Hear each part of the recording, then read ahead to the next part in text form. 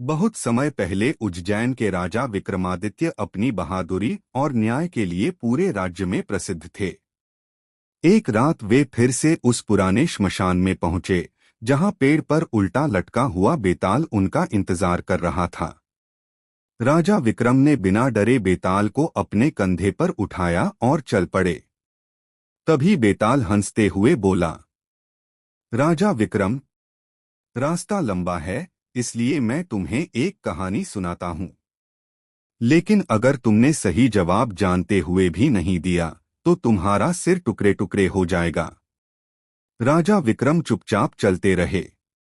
बेताल ने कहानी शुरू की। 3 मित्रों का वचन। एक नगर में 3 घनिष्ठ मित्र रहते थे, अर्जुन, देव और करण। तीनों ने बचपन में एक वचन लिया था कि वे हमेशा एक दूसरे की मदद करेंगे।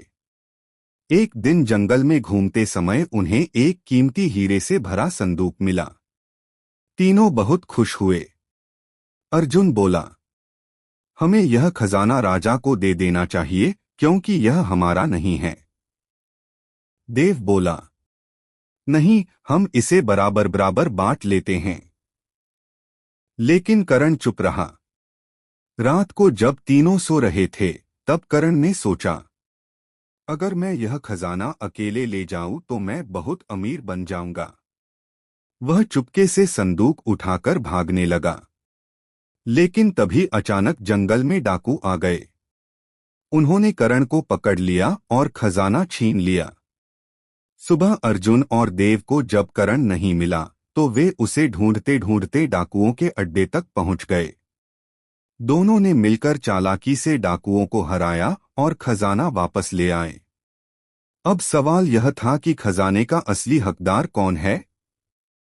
बेताल का सवाल।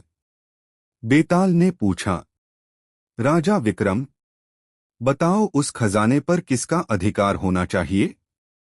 अर्जुन का, देव का या करण का? राजा विक्रम कुछ देर सोचकर बोले, उस खजाने पर अर्जुन का अधिकार होना चाहिए। बेताल हंसते हुए बोला, वह कैसे? राजा विक्रम बोले, क्योंकि अर्जुन ही वह व्यक्ति था जिसने शुरू से ही ईमानदारी दिखाई और खजाना राजा को देने की बात कही। देव खजाना बांटना चाहता था और करण ने लालच किया। इसलिए सबसे योग्य और ईमानदार अर्जुन ही है।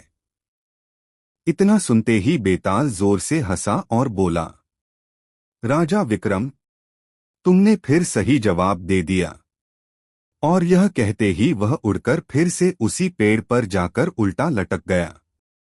राजा विक्रम बिना हार माने फिर से उसे पकड़ने के लिए पेड़ की ओर बढ़ गए। कहानी की सीख। ईमानदारी और सही सोच ही इंसान को सच्चा अधिकार दिलाती है।